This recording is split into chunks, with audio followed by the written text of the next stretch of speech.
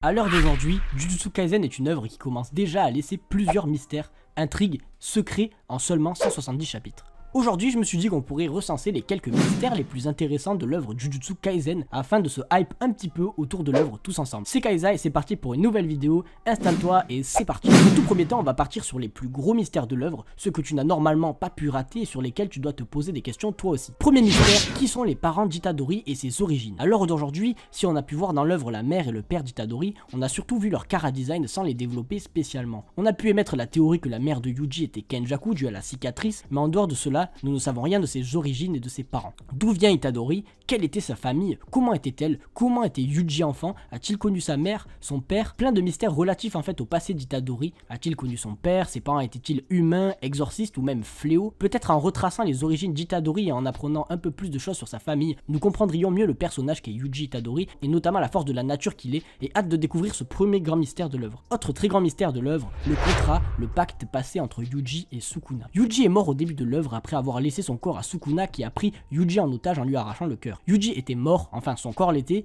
mais dans son esprit, il a passé un contrat avec Sukuna dont les conditions sont inconnues et cela a permis à Yuji d'être ramené à la vie. Quelles étaient les conditions de ce contrat? Grâce au fait que Sukuna ait ramené Yuji à la vie, très sûrement la contrepartie sera en sa faveur et va-t-il ainsi revenir à la vie? Ce contrat permettra-t-il de ressusciter Sukuna ou de donner la mort à Itadori ou laisse-t-il libre accès à Sukuna au corps d'Itadori? On n'en sait rien et très hâte de découvrir ce mystérieux contrat. Nouveau grand mystère, l'intérêt que Sukuna veut à Megumi. Sukuna est très intéressé par Megumi et le suit de très près. Ne l'oublions pas, en plus d'être intéressé par lui après son combat avec, il lui sauvera même la vie à Shibuya et le suit régulièrement dans son avancée. Megumi détient-il un pouvoir, un Shikigami, un quelque chose intéressant Sukuna, par exemple qui pourrait pourquoi pas le ressusciter ou lui donner une grande puissance? Hâte aussi de le découvrir, Megumi et Sukuna deviendraient-ils alliés? Bref, on ne sait pas mais hâte de découvrir pourquoi Sukuna est-il intéressé par Megumi. Grand mystère suivant, qui sont les membres du QG de l'exorcisme, les plus hautes autorités du monde de l'exorcisme. En effet, rappelez-vous que ceux qui ont condamné à mort Yuji à plusieurs reprises, mais aussi Masamichi Yaiga, etc., sont une autorité de doyen de l'exorcisme. Hiérarchiquement, ils sont au-dessus de Gojo Satoru. Qui sont ces gens? Sont-ils des exorcistes du passé? Ont-ils connu l'âge d'or de l'exorcisme? Sont-ils puissants?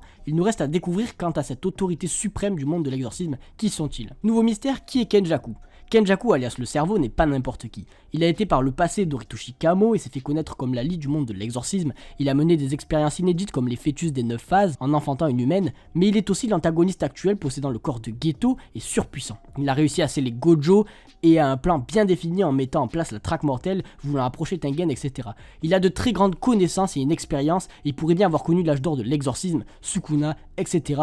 Et il pourrait en plus être peut-être le père de Yuji, en ayant été dans le corps de sa mère. Bref, hâte de découvrir le mystère suivant, qui est réellement Kenjaku. Nouveau gros mystère qui me hype perso énormément, l'âge d'or de l'exorcisme. Pour qu'il soit qualifié d'âge d'or, il y avait Sukuna à son prime, potentiellement Urome, Kenjaku et d'autres très grands fléaux qu'on ne connaît peut-être pas encore.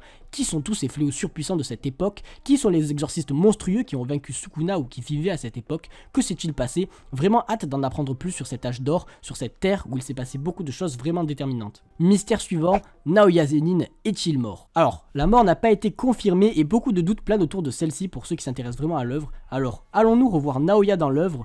Va-t-il se réincarner en fléau? Il y a plein de théories sur ce petit mystère car sa mort n'est pas confirmée. De même pour Nobara où c'est un peu le même principe. Est-elle morte? Va-t-elle revenir? Je vous laisse le doute et je vous laisse y réfléchir. D'ailleurs, n'hésitez pas à me dire la réponse en commentaire. Qui sont exactement les trois clans? Quels sont leurs chefs, leurs membres, en dehors du clan Zenin qui est déjà bien détaillé?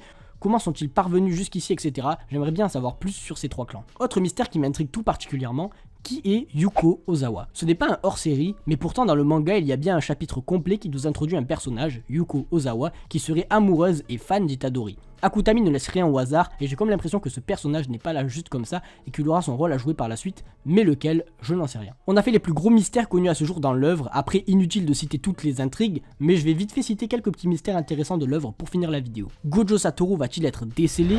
Quand et que va-t-il faire? Comment Yuji va-t-il mourir et sa condamnation à mort sera-t-elle vraiment valable ou mourra-t-il autrement? Qui sont les 6 autres embryons maudits avec Chozo, Eso et Kechizu? Sukuna va-t-il ressusciter? Si oui, avec sa forme complète? Maito est-il vraiment mort? Et y a-t-il un exorciste originel ou un fléau originel? Enfin bref, il y a plein de questions et évidemment en creusant un peu, on peut se poser des milliers de questions, mais ici on a recensé les questions et les mystères ouvertement lancés dans l'œuvre. Jujutsu Kaisen est une œuvre fantastique et regorge déjà de mystères alors qu'elle est assez courte, et ça laisse la possibilité à ses fans de théoriser et aussi beaucoup de suspense et de hype. Hâte de découvrir tout cela avec vous, notamment sur cette chaîne, et pour faire partie de l'aventure, abonne-toi à la chaîne, laisse un like si la vidéo t'a plu, commente-moi ton mystère préféré. C'était Kaza, j'espère que t'as passé un bon moment, on se dit à très bientôt, ciao.